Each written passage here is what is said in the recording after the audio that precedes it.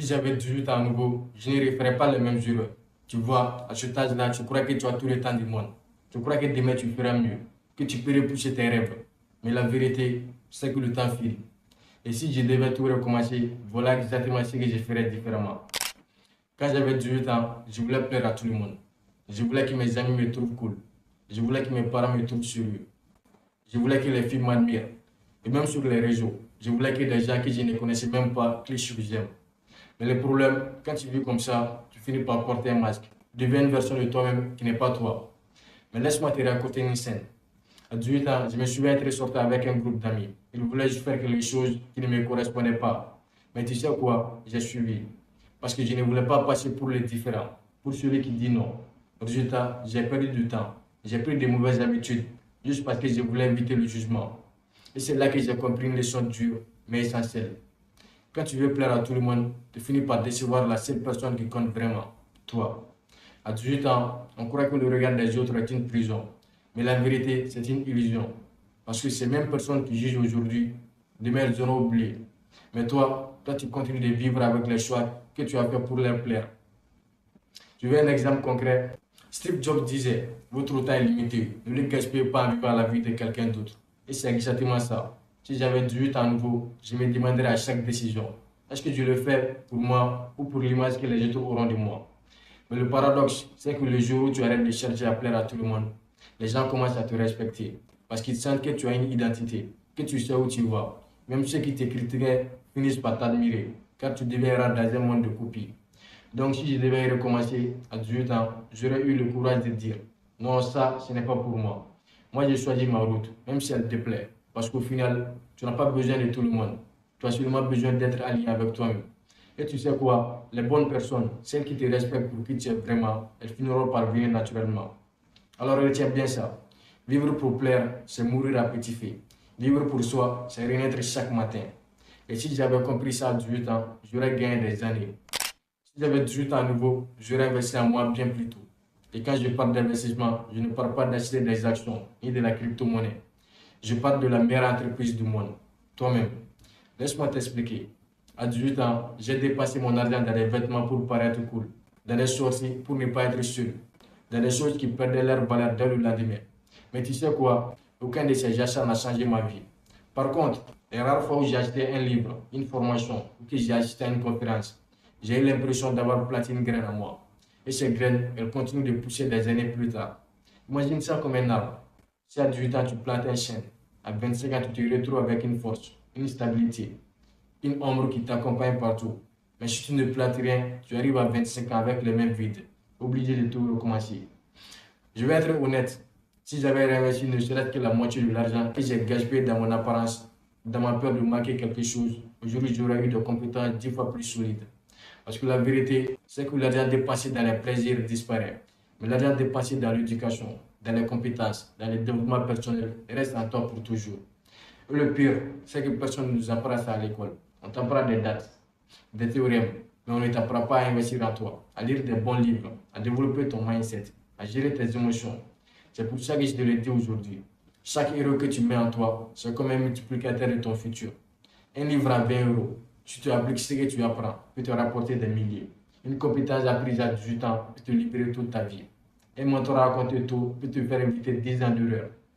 Tu veux savoir ce qui te différencie ceux qui avancent vite de ceux qui stagnent. Ce n'est pas l'intelligence, ni la chance. C'est simplement qu'ils comprennent que l'argent que tu mets en toi n'est jamais une dépense, mais un investissement. Alors si j'avais 18 ans à nouveau, je n'hésiterais pas une seconde. Je lirais un livre par mois. Je suivrais des formations utiles. J'irais chercher des personnes qui savent plus que moi. Et surtout, j'arrêterai de voir ça comme une perte. Parce que la seule vraie perte, c'est de ne pas grandir. Le monde peut tout enlever. Ton job, ton argent, ton confort. Mais ce que tu as investi en toi, personne ne pourra jamais te le voler. Et si j'avais compris ça plus tôt, j'aurais eu 10 longueurs d'avance sur les autres. Si j'avais du temps à nouveau, j'aurais appris à échouer plus vite. Et oui, tu as bien entendu. Pas à réussir plus vite, mais à échouer plus vite. Le problème, c'est que dès notre enfance, on nous a appris que l'échec est honteux. À l'école, si tu te trompes, tu es puni. Si tu rates un examen, on te colle une étiquette pas assez bon. Du coup, on grandit avec la peur constante de l'erreur. Mais la vérité, c'est que chaque personne que tu admires aujourd'hui a échoué plus de fois que tu n'oserais imaginer. Michel Jordan disait, j'ai raté plus de 9000 tirs dans ma carrière et c'est pour ça que j'ai réussi. Les entrepreneurs, les artistes, les inventeurs, tous ont en commun d'avoir accepté de tomber encore et encore, jusqu'à ce que leurs chutes deviennent des leçons. Tu veux savoir ce qui m'a ralenti le plus quand j'étais jeune? C'est que j'attendais trop. J'attendais d'être prêt. J'attendais d'avoir de bonnes conditions. J'attendais de ne pas me tromper. Mais en réalité, ce que j'attendais n'existait pas. La perfection n'arrive jamais. Et à force d'attendre, tu perds le plus précieux que tu possèdes, le temps. Aujourd'hui, je réalise que si j'avais commencé tôt, même en me trompant, même en échouant, j'aurais appris 10 fois plus vite. Parce qu'un échec n'est pas une fin, c'est juste un raccourci, un panneau qui te dit, pas par là, mais essaie autrement. Imagine que tu veux apprendre à marcher. Si tu avais abandonné au premier essai, tu serais encore à quatre pattes. Mais tu as persisté, tu es tombé des centaines de fois, et c'est comme ça que tu as appris. Pourtant, en grandissant, on oublie cette logique simple. Alors laisse-moi être clair. Échouer ne veut pas dire que tu n'es pas capable. Échouer veut dire que tu es en train d'essayer. Et essayer, c'est déjà être en avance sur ceux qui restent immobiles. Si j'avais 18 ans, je n'aurais pas cherché à éviter l'échec. J'aurais cherché à multiplier mes tentatives. Parce que chaque tentative ratée rapproche de la réussite. Tu veux lancer un projet, fais-le, même si tu rates. Tu veux parler à quelqu'un, vas-y, même si tu te prends un nom. Tu veux tester une nouvelle voie, essaie, même si ça ne marche pas. Parce que le pire, ce n'est pas d'échouer. Le pire, c'est de ne jamais essayer. Alors, ce que tu appelles aujourd'hui un échec sera demain une histoire, une leçon, une expérience. Et plus tôt tu acceptes ça, plus vite tu avances. Alors oui, si j'avais 18 ans nouveau, j'aurais appris à échouer plus vite, à me relever vite et surtout à comprendre que tomber, c'est juste une étape obligatoire pour apprendre à voler. Si j'avais 18 ans nouveau, j'aurais construit un réseau solide. Et je vais être honnête avec toi. Pendant longtemps, j'ai cru que réussir, c'est une affaire de travail personnel. Que si je travaille dur, si je faisais les bons efforts, je finirais par y arriver seul. Mais la vérité, c'est que personne ne réussit vraiment seul. Derrière chaque grand parcours, il y a des rencontres, des mentors qui guident, des amis qui encouragent, des partenaires qui t'ouvrent des portes. Le problème, c'est que quand tu as moins de 25 ans, tu as tendance à négliger ça. Tu crois que ton sac d'amis suffit. Tu crois que ton diplôme suffira. Tu crois que tes compétences te porteront. Mais en réalité, ton réseau, c'est ton accélérateur. Je vais te donner une image. Tu peux essayer de gravir une montagne seul, avec tes forces, tes mains, ton énergie. Tu vas galérer, tomber et recommencer. Mais imagine qu'en chemin, tu rencontres quelqu'un qui connaît déjà les raccourcis, qui a déjà les cordes, qui sait où poser les pieds. Tu mettras 10 fois moins de temps à arriver au sommet. Et c'est exactement ce qui fait un bon réseau. Aujourd'hui, si j'avais 18 ans nouveau, je ne resterais pas enfermé dans ma bulle. Je sortirais, je serais parler parler aux gens, poser des questions, apprendre leur parcours. Et tu sais quoi? Je me serais entouré de personnes qui m'inspirent, pas de personnes qui me limitent. Parce que ton entourage, c'est ton reflet. Si tu passes tes journées avec 5 personnes démotivées, tu deviens la sixième. Mais si tu t'entoures de 5 personnes ambitieuses, qui se dépassent, qui osent, tu deviens la sixième. Et je ne parle pas seulement des réseaux sociaux ou des collectionneurs des contacts. Je parle de vraies relations. Les relations où tu donnes avant de recevoir, où tu t'intéresses sincèrement aux autres, où tu bâtis de la confiance et pas juste des opportunités rapides. Tu veux savoir ce que j'aurais fait à 18 ans? J'aurais assisté à des conférences, même petites. J'aurais rejoint des associations étudiantes ou des clubs. J'aurais tendu la main à des gens qui étaient 2, 3, 5 ans en avance sur moi. J'aurais posé cette simple question. Si tu avais mon âge aujourd'hui, que ferais-tu à ma place? Tu serais étonné de voir combien de personnes sont prêtes à partager leur expérience si tu as l'humilité de demander. Les portes les plus importantes dans ta vie ne s'ouvrent pas seulement avec des talents, elles s'ouvrent avec des clés que d'autres t'étendent. Et ces clés, tu les obtiens en bâtissant des liens solides. Alors retiens ça. Seul tu avances, mais ensemble tu multiplies tes chances. Si j'avais 18 ans à nouveau, je ne me contenterais pas de travailler dur. J'aurais construit un réseau solide, un entourage qui élève, un cercle qui me pousse vers le haut. Parce qu'au final, ta réussite ne dépend pas uniquement de ce que tu sais, mais aussi de qui tu connais et de qui croit en toi.